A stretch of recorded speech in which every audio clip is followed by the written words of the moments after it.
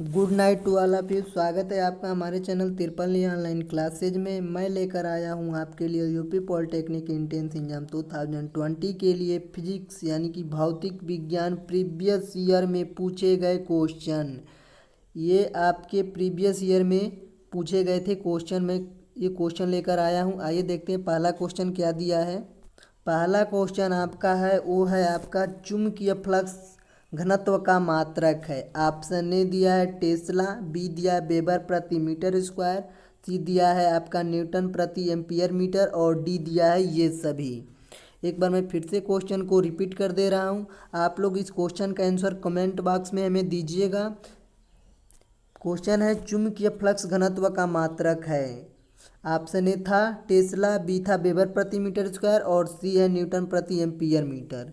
तो इसमें जो आपका राइट आंसर हो जाएगा वो हो जाएगा ऑप्शन नंबर डी ये सभी, यानी कि टेस्ला, वेबर प्रति मीटर स्क्वायर, न्यूटन प्रति एम्पियर इंटू मीटर, ये सभी जो होते हैं आपके ये चुंबकीय फ्लक्स घनत्व का मात्रक होता है। नेक्स्ट क्वेश्चन आपका दिया है वो दिया है अस्थायी चुंबक बनाने के लिए सबसे अधिक उपयुक्त पदार्थ है। ऑप्शन ए दिया है स्टील, बी दिया है निकेल और सी दिया है मुलायम लोहा, डी दिया है तांबा। आप लोग इस क्वेश्चन का आंसर हमें कमेंट बॉक्स में दीजिए। इसका जो राइट आंसर हो जाएगा वो हो जाएगा ऑप्शन नंबर बी यानी कि स्टील। फिर से मैं क्वेश्चन को रिपीट कर दे रहा हूँ। क्वेश्चन है आपका अस्थायी चुंबक बनाने के लिए सबसे अधिक उपयुक्त पदार्थ है। वो सबसे उपयुक्त पदार्थ कौन सा है? वो है आपका स्टील, यानी कि ऑप्शन नंबर ए सही है इसमें। नेक्स्ट क्वेश्चन है आपका वो है बायल नियम से क्या नियत रहता है, यानी कि बायल के नियम में आपका क्या नियत रहता है। ऑप्शन ए पी बी और बी दिया है टी भी और सी दिया है आपका वी अपान टी और डी दिया है पी अपान टी। इसमें जो राइट आंसर हो जाएगा वो हो जाएगा ऑप्शन नंबर ए पी भी। क्वेश्चन क्या है आपका एक बार फिर से रिपीट कर दे रहा हूँ। बायल के नियम में क्या नियत रहता है? वो रहता है आपका पी बी। ऑप्शन ए इसमें राइट आंसर। नेक्स्ट क्वेश्चन आपका दिया है वो दिया है आपका खाना बनाने वाली गैस के सिलेंडर एक ट्रक में रखे हुए। ट्रक एक समान चाल से गतिमान है। सिलेंडर के अंदर उपस्थित गैस के अणुओं का ताप ऑप्शन ए बढ़ेगा, बी घटेगा, सी नियत रहेगा, डी कुछ अणुओं का घटेगा तक अन्य का बढ़ेगा। मैं एक बार फिर से क्वेश्चन को रिपीट कर दे रहा हूँ। क्वेश्चन आपका दिया है वो दिया है आपका खाना बनाने वाली गैस के सिलेंडर एक ट्रक में रखे हुए। ट्रक एक समान चाल से गतिमान है, यानी कि खाना बनाने वाली गैस जो है सिलेंडर वो एक ट्रक में रखा है और सिलेंडर के अंदर जो सिलेंडर होता है उसके जो पूछ रहा है सिलेंडर के अंदर के अणुओं का ताप क्या होगा। तो सिलेंडर के अणुओं का जो ताप होगा मैं बता देना चाहता हूँ आप लोगों को। उसका जो ताप होगा वो हो जाएगा आपका नियत रहेगा। जो ताप रहेगा वो आपका नियत हो जाएगा। इसमें ऑप्शन नंबर सी इधर राइट आंसर हो जाएगा नियत। नेक्स्ट क्वेश्चन आपका दिया है वो दिया है वायुमंडलीय दाब पर जल 100 डिग्री सेल्सियस पर उबलता है। यदि दाब कम कर दिया जाए तो पानी उबलेगा। ऑप्शन ए उच्च तापक्रम पर, बी दिया है निम्न तापक्रम पर, सी उसी तापक्रम पर, डी क्रांतिक ताप पर। क्वेश्चन को मैं फिर से एक बार रिपीट कर दे रहा हूँ। क्वेश्चन आपका दिया है वो दिया है आपका वायुमंडलीय दाब पर जल 100 डिग्री सेल्सियस पर उबलता है। यदि दाब कम कर दिया जाए तो पानी उबलेगा। पानी कितने पे उबलेगा? निम्न तापक्रम पर उबलेगा। निम्न तापक्रम पर आपका पानी उबलेगा। इसमें ऑप्शन नंबर बी इधर राइट आंसर हो जाएगा। नेक्स्ट क्वेश्चन आपका दिया है वो दिया है आपका सरल लोलक में जब विस्थापन आयाम के बराबर हो तो गतिज ऊर्जा होती है। ऑप्शन ए दिया है उच्चतम, बी दिया है शून्य, सी दिया अपवर्तित और डी दिया है इनमें से कोई नहीं। तो इसमें जो आपका राइट आंसर होगा वो हो जाएगा ऑप्शन नंबर बी, इसमें राइट हो जाएगा। क्वेश्चन को मैं फिर से रिपीट कर दे रहा हूँ। क्वेश्चन आपका दिया है वो दिया है सरल लोलक में जब विस्थापन आयाम के बराबर हो तो गतिज ऊर्जा होती है। गतिज ऊर्जा क्या होती है? शून्य होती। इसमें बी ऑप्शन राइट हो जाएगा। अगला प्रश्न आपका दिया क्वेश्चन वो दिया है एक इलेक्ट्रॉन किसी बल क्षेत्र से गुजर रहा है परंतु उस पर कोई बल नहीं लग रहा, ऐसा संभव है यदि इलेक्ट्रॉन गुजर रहा हो। ऑप्शन ए दिया है चुंबकीय क्षेत्र में, बी दिया है वैद्युत क्षेत्र में, सी दिया है चुंबकीय और वैद्युत क्षेत्र में, डी दिया है उपरोक्त में से कोई नहीं। तो इसमें बता देना चाहता हूँ, इसमें जो राइट आंसर हो जाएगा वो हो जाएगा ऑप्शन नंबर ए, इसमें राइट आंसर हो जाएगा यानी कि चुंबकीय क्षेत्र में। क्वेश्चन को मैं फिर से रिपीट कर दे रहा हूँ। क्वेश्चन आपका दिया है, वो दिया है एक इलेक्ट्रॉन किसी बल क्षेत्र से गुजर रहा है परंतु उस पर कोई बल नहीं लग रहा है, ऐसा संभव है यदि इलेक्ट्रॉन गुजर रहा हो। इसमें जो राइट आंसर हो जाएगा वो हो जाएगा ऑप्शन नंबर ए, चुंबकीय क्षेत्र में। अगला क्वेश्चन आपका दिया है दो वस्तुओं के बीच ऊष्मा का प्रभाव निर्भर करता है। दो वस्तुओं के बीच ऊष्मा का प्रभाव निर्भर करता है। ऑप्शन ए दिया उनकी मात्रा पर, बी उनके आयतन पर, सी उनके तापांतर पर, डी उनकी क्या विशिष्ट ऊष्मा पर। इसमें जो आपका राइट आंसर होगा वो हो जाएगा ऑप्शन नंबर सी, उनके तापांतर पर। क्वेश्चन को मैं फिर से रिपीट कर दे रहा हूँ। क्वेश्चन है दो वस्तुओं के बीच ऊष्मा का प्रवाह निर्भर करता है। किस पर निर्भर करता है? दो वस्तुओं में उनके तापांतर पर निर्भर करता है। इसमें option number see the right answer हो जाएगा। अगला प्रश्न आपका दिया है, वो दिया है आपका पूर्ण परावर्तन उस समय होता है जब प्रकाश एक माध्यम से दूसरे माध्यम में जाता है। ऑप्शन ए दिया है जिसका अपवर्तनांक कम हो, बी दिया जिसका अपवर्तनांक अधिक हो, सी जिसका अपवर्तनांक समान हो, और डी दिया क्रांतिक कोण से कम कोण पर। इसमें जो राइट आंसर होगा वो हो जाएगा ऑप्शन नंबर डी, क्रांतिक कोण से कम कोण पर। एक बार फिर से क्वेश्चन को रिपीट कर दे रहा हूँ। क्वेश्चन दिया है पूर्ण परावर्तन उस समय होता है जब प्रकाश एक माध्यम से दूसरे माध्यम में जाता है, यानी कि क्रांतिक कोण से कम कोण पर। इसमें राइट आंसर हो जाएगा।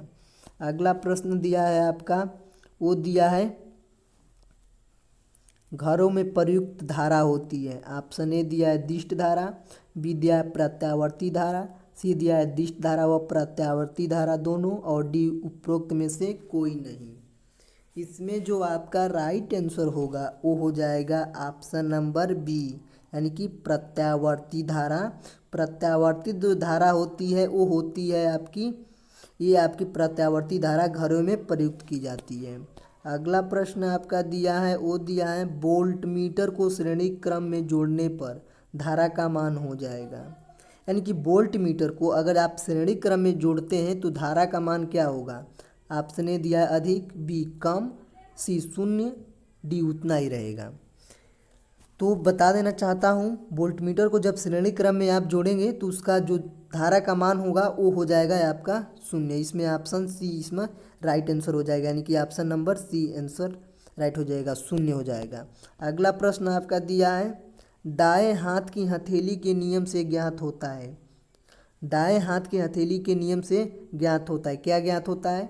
ऑप्शन ए विद्युत धारा की दिशा, बी चुंबकीय क्षेत्र की दिशा, और सी बल की दिशा, डी उपरोक्त सभी। तो जो आपको बता देना चाहता हूँ, इसमें आपका राइट आंसर हो जाएगा उपरोक्त सभी। क्यों?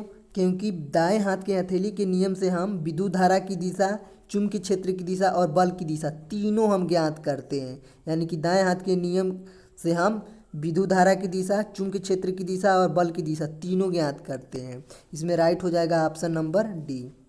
अगला प्रश्न आपका, नेक्स्ट क्वेश्चन आपका दिया है, वो दिया है 0 डिग्री सेल्सियस वाली बर्फ़ के एक टुकड़े को 0 डिग्री सेल्सियस ताप वाले जल में डालने पर बर्फ़ का टुकड़ा क्या होगा।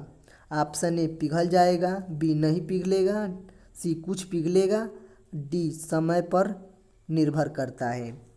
तो बता देना चाहता हूँ, इसमें जो आपका राइट आंसर हो जाएगा वो हो जाएगा ऑप्शन नंबर बी, नहीं पिघलेगा।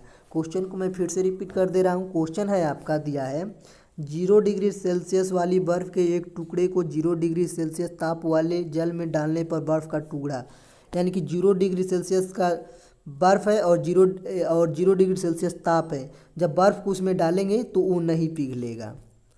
अगला प्रश्न दिया है आपका एक दिष्ट धारा जनित्र के आर्मेचर से प्रेरित विद्युत वाहक बल होगा। ऑप्शन ए एसी, बी उचावचन डीसी, और सी दिया है एसी तथा डीसी दोनों, और डी दिया है आपका डीसी। इसमें जो आपका राइट आंसर हो जाएगा वो हो जाएगा ऑप्शन नंबर ए AC। एक बार फिर से क्वेश्चन को मैं रिपीट कर दे रहा हूँ। क्वेश्चन आपका है, एक दिष्ट धारा जनित्र के आर्मेचर से प्रेरित विद्युतवाहक बल होगा, जो वो होगा वो आपका AC हो जाएगा। इसमें ऑप्शन नंबर ए इधर राइट आंसर हो जाएगा। अगला प्रश्न आपका दिया है, चंद्रमा की सतह पर एक तोप चलाई जाती है। चंद्रमा की सतह पर एक तोप चलाई जाती है। ऑप्शन ए दिया है, सभी ऋतुओं में ध्वनि जमीन की सतह पर सुनी जाएगी। और बी दिया है, जमीन या चंद्रमा पर कोई ध्वनि नहीं सुनी जाएगी। और सी दिया है, वर्षा ऋतु में ध्वनि की जमीन की सतह पर सुनी जाएगी। और डी उपरोक्त में से कोई नहीं। तो इसमें जो आपका राइट आंसर होगा वो हो जाएगा ऑप्शन नंबर बी, जमीन या चंद्रमा पर कोई ध्वनि सुनी नहीं जाएगी। एक बार फिर से मैं क्वेश्चन को रिपीट कर दे रहा हूँ। क्वेश्चन आपका दिया है, चंद्रमा की सतह पर एक तोप जलाई जाती है। जब चंद्रमा की सतह पर कोई तोप चलाई जाएगी तो जमीन या चंद्रमा पर कोई ध्वनि सुनाई नहीं देगी। इसमें आपका राइट आंसर हो जाएगा बी। नेक्स्ट क्वेश्चन आपका दिया है, वो दिया है, जब एक साधारण वायुदाब मापी को झुकाया जाता है तो पारे की लंबवत ऊंचाई ऑप्शन ए गिरेगी, बी बढ़ेगी, सी वही रहेगी, डी उपरोक्त में से कोई नहीं। इसमें जो आपका राइट आंसर हो जाएगा वो हो जाएगा ऑप्शन नंबर बी, बढ़ेगी। क्वेश्चन को मैं फिर से रिपीट कर दे रहा हूँ। क्वेश्चन आपका दिया है, जब एक साधारण वायुदाब मापी को झुकाया जाता है तो पारे की लंबवत ऊंचाई क्या होगी, वो होगी आपकी बढ़ेगी। ऑप्शन बी इसमें राइट आंसर हो जाएगा। अगला प्रश्न आपका दिया है, वो दिया है, जब दो पिंडों का द्रव में पूर्णतः डूबे होने पर समान भार, तब ऐसे में ऑप्शन ए उनके घनत्व समान होंगे, बी उनके आयतन समान होंगे, सी उनके द्रव्यमान समान होंगे, और डी उपरोक्त में से कोई नहीं। इसमें जो आपका राइट आंसर हो जाएगा वो हो जाएगा ऑप्शन नंबर डी, उपरोक्त में से कोई नहीं। एक बार फिर से क्वेश्चन को रिपीट कर दे रहे हैं। क्वेश्चन आपका दिया है, दो पिंडों का द्रव में पूर्णतः डूबे होने पर समान भार, तब ऐसे में उपरोक्त में से कोई नहीं। उनके द्रव्यमान समान होंगे, ये भी गलत है। उनके आयतन समान होंगे, गलत है। उनके आयतन गलत है। अगला प्रश्न है आपका, वो है, जब एक आवेशित कण पर यानी कि एक आवेशित कण एक समान चुंबकीय क्षेत्र की लंबवत दिशा में गति करता है, तब तो चुंबकीय क्षेत्र का कारण निम्न में से किस में परिवर्तित होता है। ऑप्शन ए कण की गति, बी कण की ऊर्जा, और सी कण का पथ, और डी कण का आवेश। इसमें जो राइट आंसर होगा वो हो जाएगा ऑप्शन नंबर ए, कण की गति। एक बार फिर से क्वेश्चन को मैं रिपीट कर दे रहा हूँ। क्वेश्चन आपका है, जब एक आवेशित कण एक समान चुंबकीय क्षेत्र की लंबवत दिशा में गति करता है तो चुंबकीय क्षेत्र के कारण निम्न से किस में परिवर्तित होता है, तो होता है आपका कण की गति में। आज का लास्ट प्रश्न है आपका, वो है,